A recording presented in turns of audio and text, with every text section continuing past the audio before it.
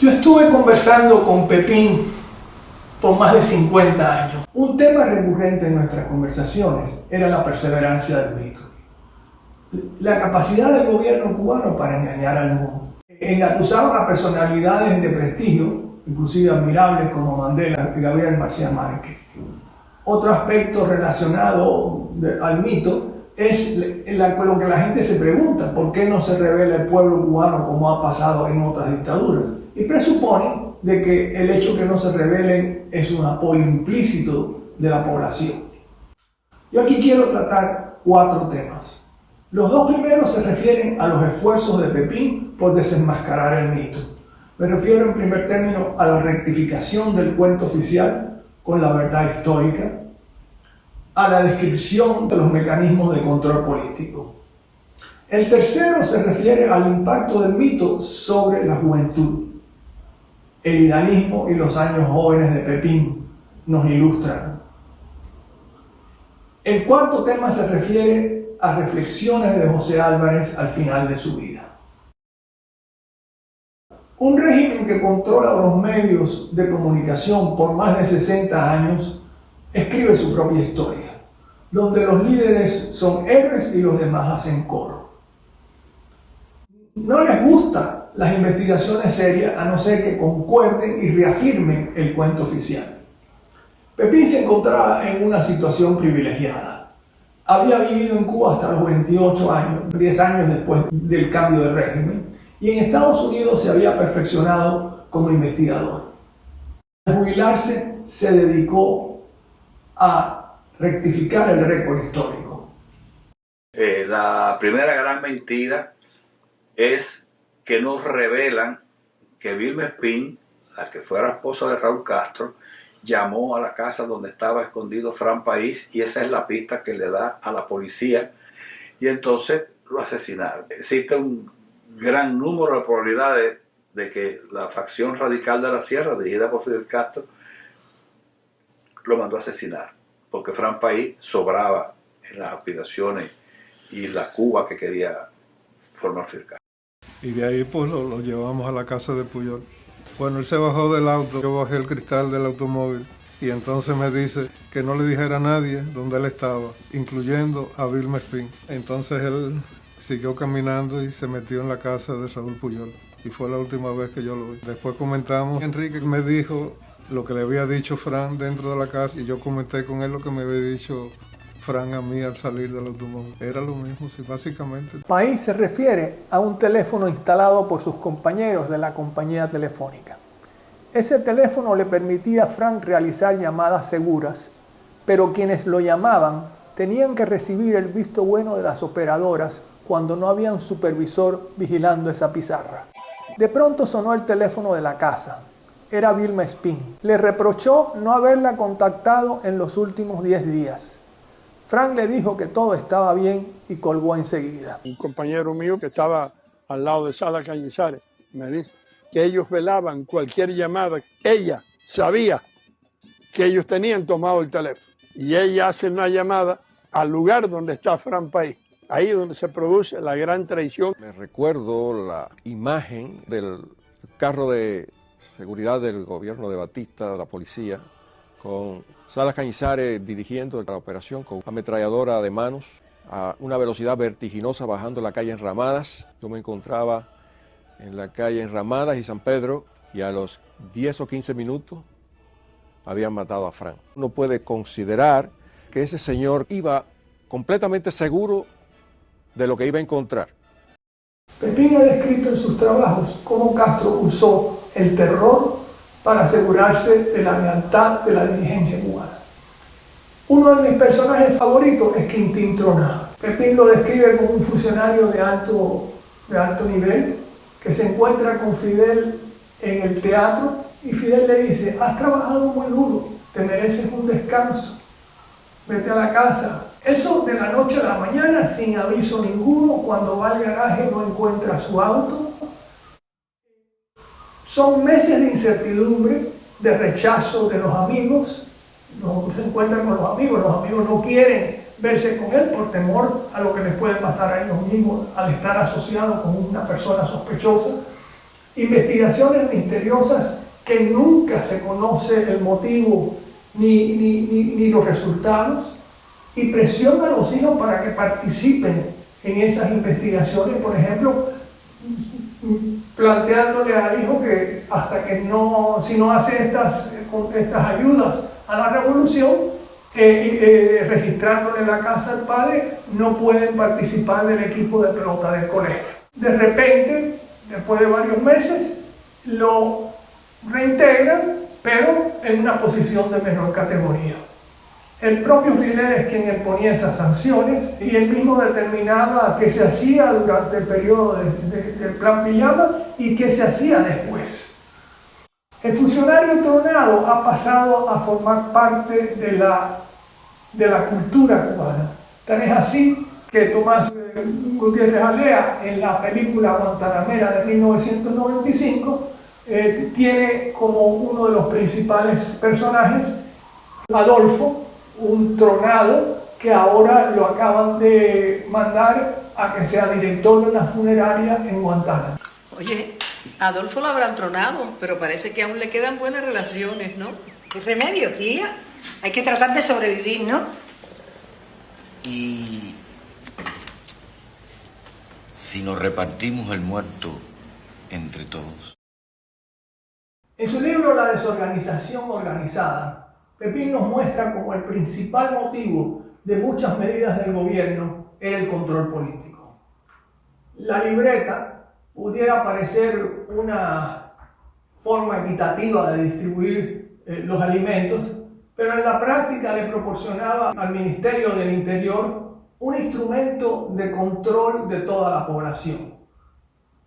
Por ahí se generaban registros de dónde estaba cada persona, dónde vivía, con quién vivía, en qué casa, cuándo se mudaba y dónde se mudaba. La libreta se estableció en marzo de 1962 y ya en una reunión de la Casa Blanca en noviembre de 1963, la CIA le estaba informando al presidente Kennedy y a toda su camarilla, su alta plana mayor, 7 miembros de su gabinete, cómo estaba la situación de las actividades de la agencia contra el gobierno en Cuba.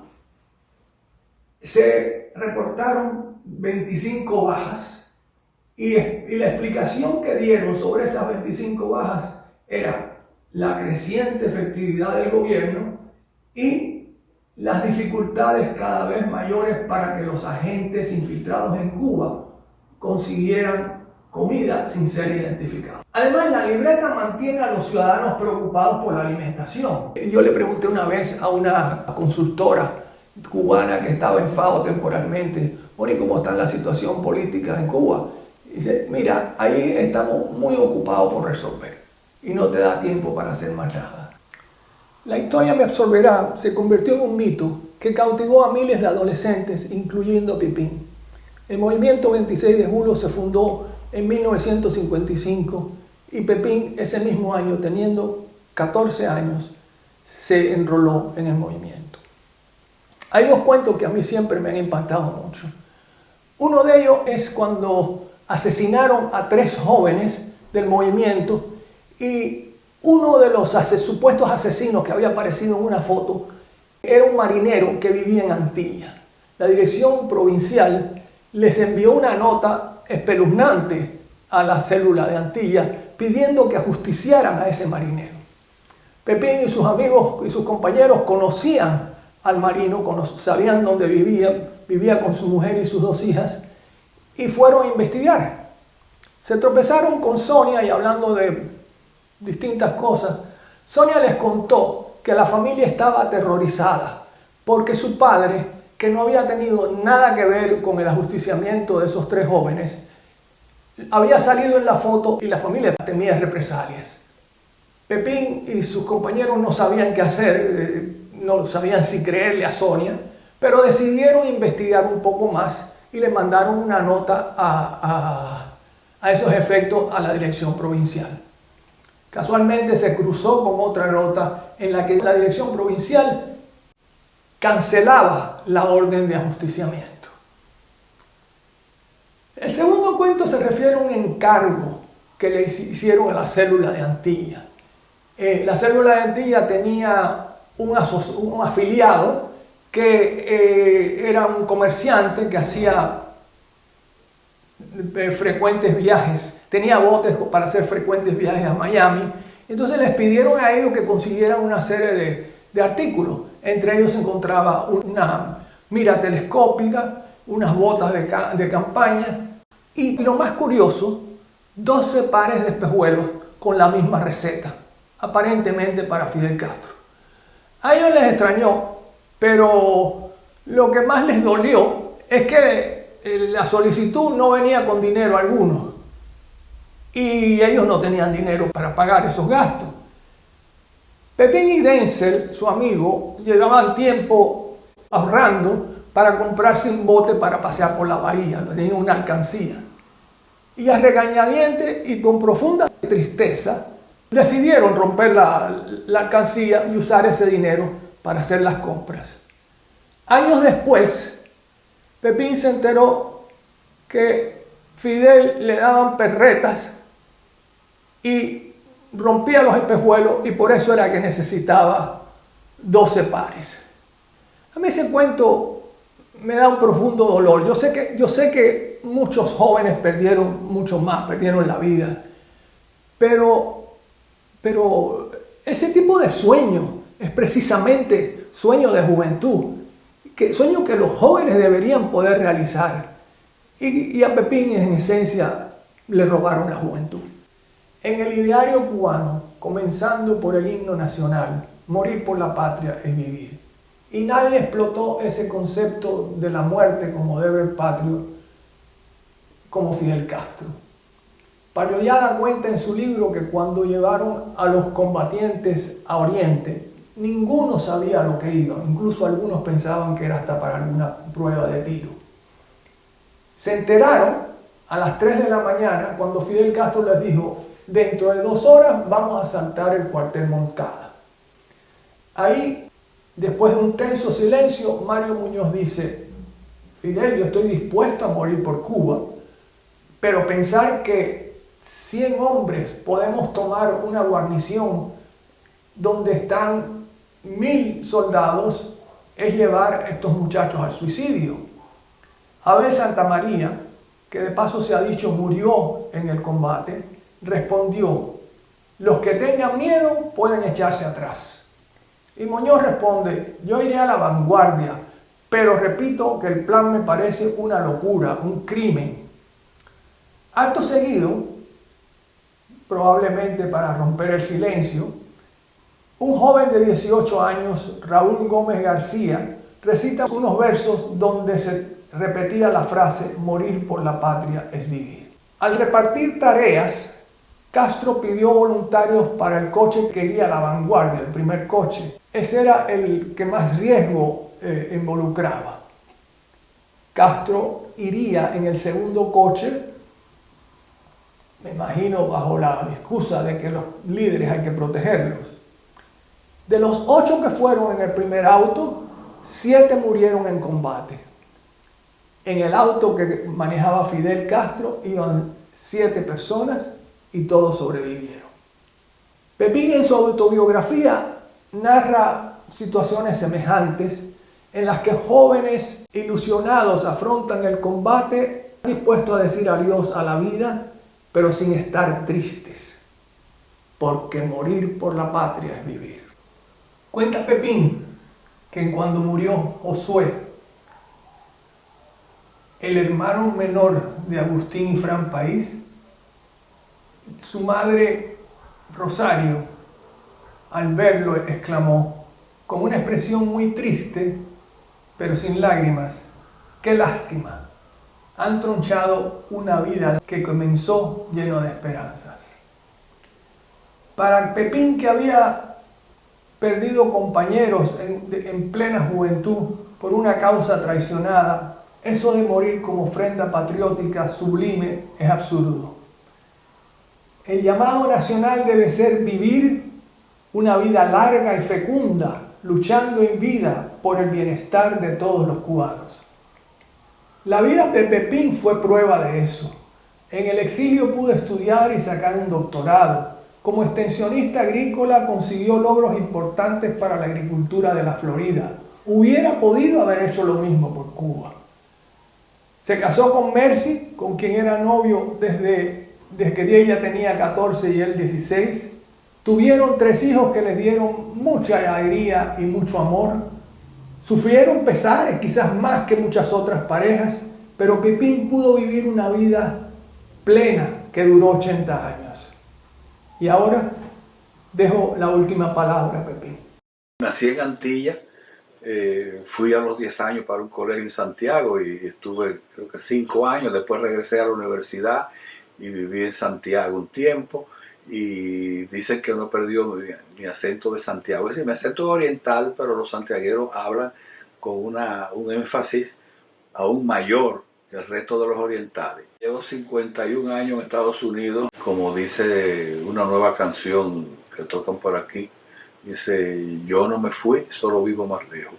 Yo considero a Santiago de Cuba también como mi pueblo, es decir, yo soy antillano por nacimiento y santiaguero por orgullo. Santiago de Cuba es diferente al resto de Cuba, es decir, es diferente al resto de Oriente y diferente al resto de Cuba. Los santiagueros son unas personas excepcionales en la historia de Santiago de Cuba y sobre todo ahora que estoy haciendo estas investigaciones, hice un libro que se llama, hablo de la revolución de los adolescentes. Las cifras son irrefutables. Santiago de Cuba, con algo más del 2% de la población de Cuba de aquella época, contribuyó con cerca de la 1/4 parte de la sangre que se derramó, de los muertos que hubo del lado de la oposición. Los otros también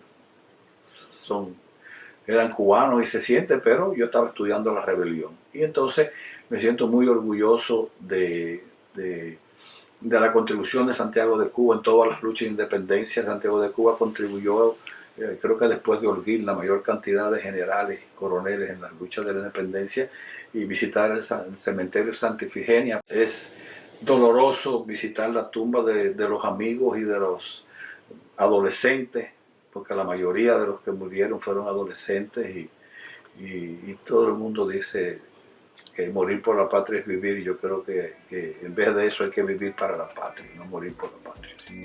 Ya no gritemos patria o muerte, sino patria y vida, y empezar a construir lo que soñamos, lo que destruyeron con sus manos.